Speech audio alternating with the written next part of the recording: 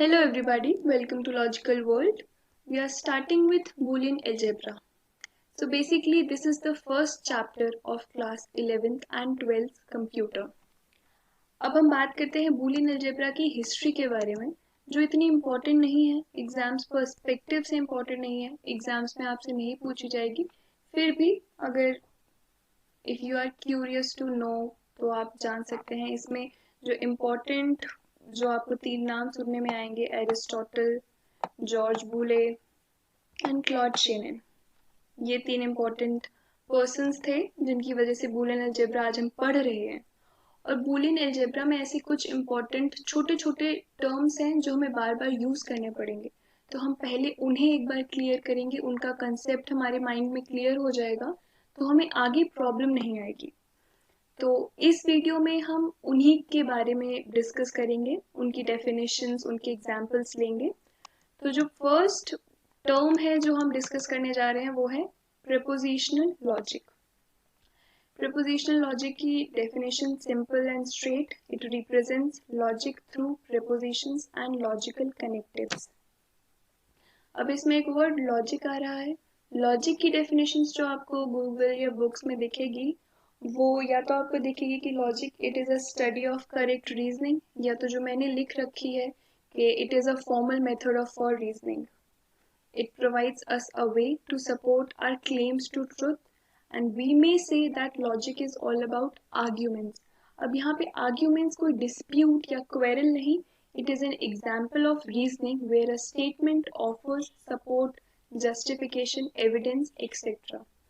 अब इतनी लंबी चौड़ी डेफिनेशन पढ़ के आप कंफ्यूज मत होना, आप डर मत जाना. ये बस आपको मेमोराइज करनी है. Just memorise it. एग्जाम्स में आए तो लिख देना. That's it. इससे ज़्यादा इम्पोर्टेंट कुछ नहीं है. लॉजिक हो गया, प्रपोजिशनल लॉजिक हो गया. अब प्रपोजिशनल लॉजिक की डेफिनेशन में 2 टर्म्स आए थे, एक प्रपोजिशंस था, एक लॉजिकल कनेक्टिव्स था. अब अगर हम प्रपोजिशंस की बात करें तो प्रपोजिशंस क्या है? प्रपोजिशंस है एलिमेंट्री एटॉमिक सेंटेंस दैट में आइदर बी ट्रू और फॉल्स. ऐसा कोई स्टेटमेंट जिसकी वैल्यू, जिसका रिजल्ट या तो ट्रू होगा या फॉल्स होगा, उन्हें हम प्रेपोजिशंस बोलते हैं, उन्हें हम लॉजिकल स्टेटमेंट्स बोलते हैं, उन्हें हम सेंटेंसेस बोलते हैं. और एलिमेंट्री एटॉमिक सेंटेंस मतलब वो अपने आप में एक कंप्लीट सेंटेंस है, अनब्रेकेबल है, उससे छोटा नहीं हो सकता, तो उसे हम बोलते हैं प्रेपोजिशंस.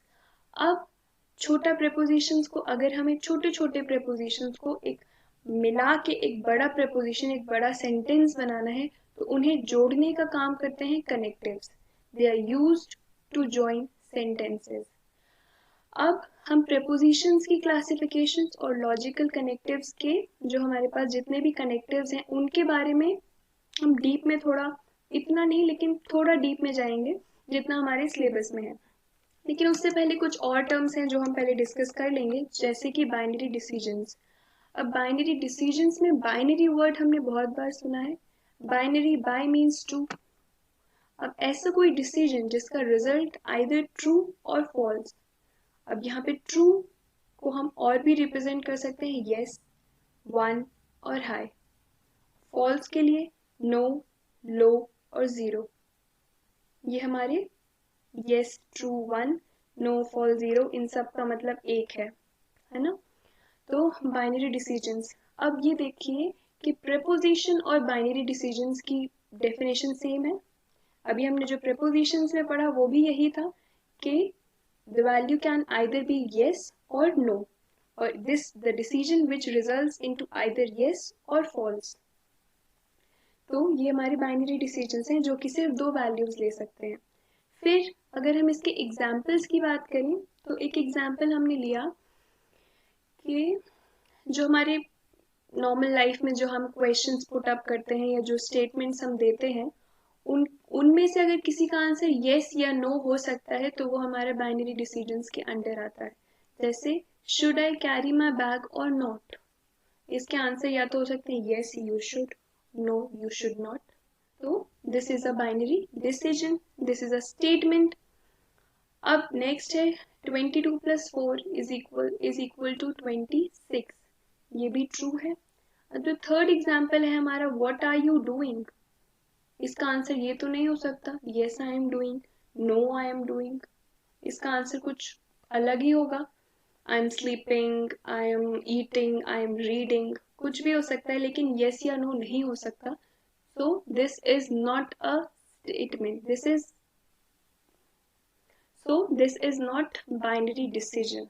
ठीक है, ऐसे ही हाउ आर यू, येस या नो नहीं हो सकता इसका आंसर, तो ये भी बाइनरी डिसीजन नहीं है। ये भी प्रपोजिशन नहीं है क्योंकि इसका आंसर येस या नो नहीं हो सकता। ठीक है, तो sentences which can be determined to be true or false are called logical statements, prepositions और truth functions। ठीक है, ऐसे कोई sentences जो कि determined हो सकते हैं या तो true या तो false, उन्हें हम बोलेंगे preposition, logical statement, truth function। अब ये सब कुछ एक ही है, binary decisions, preposition, logical statement, truth functions, सबकी डेफिनेशन एक ही है, बस ये टर्म्स अलग अलग हैं, है ना। चलो अब नेक्स्ट जो है वो है ट्रुथ वैल्यूज। अभी तक हम सेंटेंस स्टेटमेंट्स की बात कर रहे थे, अब हम उसके रिजल्ट की बात करते हैं कि जो रिजल्ट आएगा, अब हमें पता है रिजल्ट या तो ट्रुथ होगा या फॉल्स होगा, तो उन रिजल्ट्स को हम बोलेंगे ट्रुथ वैल्यूज। ठीक है, यहाँ पे यस और नो जो दो वैल्यूज आएंगी हमारी, उनको हम बोलेंगे ट्रुथ वैल्यूज। अब जो थर्ड है दैट इज लॉजिकल वेरिएबल्स और बाइनरी वैल्यूड वेरिएबल्स। अब हमारे पास एक सेंटेंस था, अब उसका रिजल्ट आ गया, अब हमें उस रिजल्ट को कहीं स्टोर भी तो करना पड़ेगा, है ना। कंटेनर चाहिए हमें उसे स्टोर करने के लिए एक, तो उसको हम बोलेंगे वेरिएबल, लॉजिकल वेरिएबल, जिसमें the variables which can store these truth values are called logical variables. और binary valued variables, binary valued क्योंकि बाइनरी वैल्यूज हैं भाई, दो वैल्यूज हैं, 1 0 ट्रू फॉल्स यस नो, तो इसको हम इन्हीं वेरिएबल्स को बाइनरी वैल्यूड वेरिएबल्स भी बोल सकते हैं, as these can store one of the two values true और फॉल्स। ठीक है, अब मैंने बोला था कि हम प्रेपोजिशंस को थोड़ा और डीप में जाएंगे, लॉजिकल कनेक्टिव्स के बारे में पढ़ेंगे। तो प्रपोजिशन की जो हमारे पास क्लासिफिकेशन है वो है simple proposition, compound proposition. Simple proposition that does not contain any other proposition as a part, जो सिंपल हो, it is raining, it is not raining. ये दो एग्जाम्पल्स जो मैंने दिए हैं वो एक सिंपल प्रपोजिशन है, उसमें वो एक अकेली प्रपोजिशन है। ठीक है, और कंपाउंड प्रपोजिशन क्या है, अगर हम with two or more simple propositions, अगर हम दो और तीन प्रपोजिशंस को जोड़ दें तो वो बन जाता है compound propositions, with two or more simple propositions as a part, or what we will call components. Compound proposition is formed, तो सिंपल प्रपोजिशंस को मिला के, दो तीन सिंपल प्रपोजिशंस को ऐड करके उन्हें हम फिर कंपोनेंट्स बोल सकते हैं, उन्हीं सिंपल प्रपोजिशंस को, उनको ऐड करके हमारा कंपाउंड प्रपोजिशन बन जाता है। एग्जाम्पल है जैसे it is raining and wind is blowing, ये दो अलग अलग सिंपल प्रपोजिशंस हैं, हमने इन्हें ज्वाइन कर दिया और ये कंपाउंड प्रपोजिशन बन गया। ऐसे ही जो सेकंड एग्जाम्पल है, if you work hard then you will be rewarded, ये भी दो सिंपल प्रपोजिशंस हैं, हमने ऐड करके इन्हें कंपाउंड प्रपोजिशन बना दिया। तो ये हमारे प्रपोजिशंस कवर्ड हो गए। अब हमें इससे आगे कुछ नहीं पढ़ना है, तो अब हम नेक्स्ट जो डिस्कस करेंगे that is connectives, logical connectives. हाँ जी, तो कनेक्टिव्स, अब कनेक्ट, अभी तक हमने प्रपोजिशन पढ़ा, सेंटेंसेस, हमने उन्हें सेंटेंस को ज्वाइन किया, ज्वाइन किसकी मदद से किया, कनेक्टिव्स की मदद से किया। कनेक्टिव्स क्या क्या है हमारे पास, एक नॉट है, एक एंड है, एक और है, एक इम्प्लीकेशन है, एक इक्विवेलेंस है। ठीक है, नॉट, नॉट को हम निगेशन भी बोलते हैं, कॉम्प्लीमेंटेशन भी बोलते हैं, सिंबल उसका सामने है आपके। ठीक है, ये नॉट हो गया। एंड को हम कंजंक्शन बोलते हैं और उसका सिंबल ये है, एक और उसका सिंबल होता है डॉट, जो मैंने आगे एग्जाम्पल में लिख रखा है। और को हम बोलते हैं डिसजंक्शन, डिसजंक्शन का सिंबल ये है, और एक और सिंबल है प्लस साइन जो मैंने एग्जाम्पल में दे रखा है।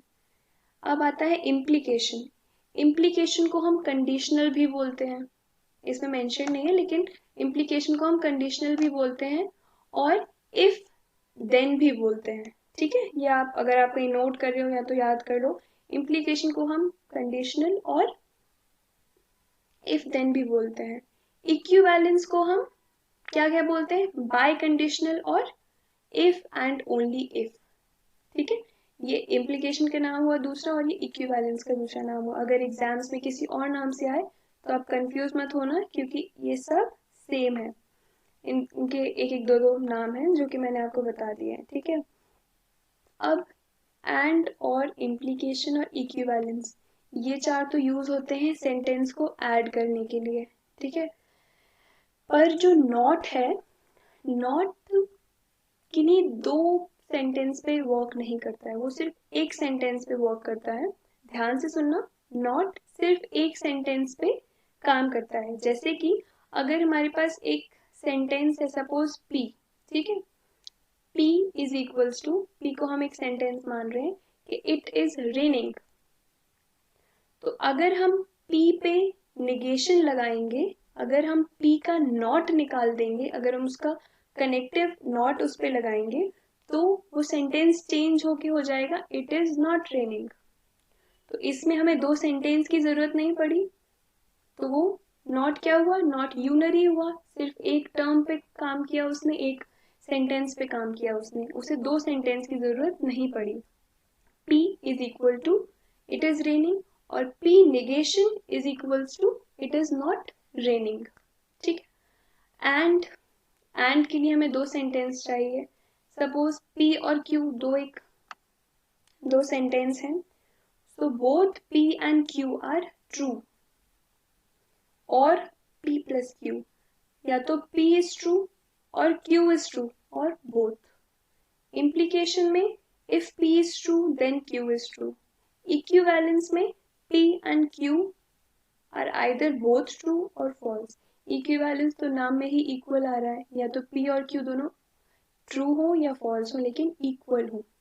अभी आप बस इसे थोड़ा सा याद करने की कोशिश कीजिए। नेक्स्ट वीडियो में मैं बताऊंगी ट्रूथ टेबल्स, और ट्रूथ टेबल्स की हेल्प से मैं कनेक्टिव्स भी एक्सप्लेन करूंगी, वो भी और अच्छे से क्लियर होगा। तो इस वीडियो में बस इतना ही। इस वीडियो में हमने बूलियन अलजेब्रा के बेसिक्स कवर कर लिए हैं। नेक्स्ट वीडियो में ट्रूथ टेबल और उससे रिलेटेड इंपॉर्टेंट टर्म्स डिस्कस करेंगे हम। इस वीडियो में बस इतना ही। If you have any doubt, please comment below. I will try to solve as many as possible. And if you found this video useful, please like and subscribe. Thank you.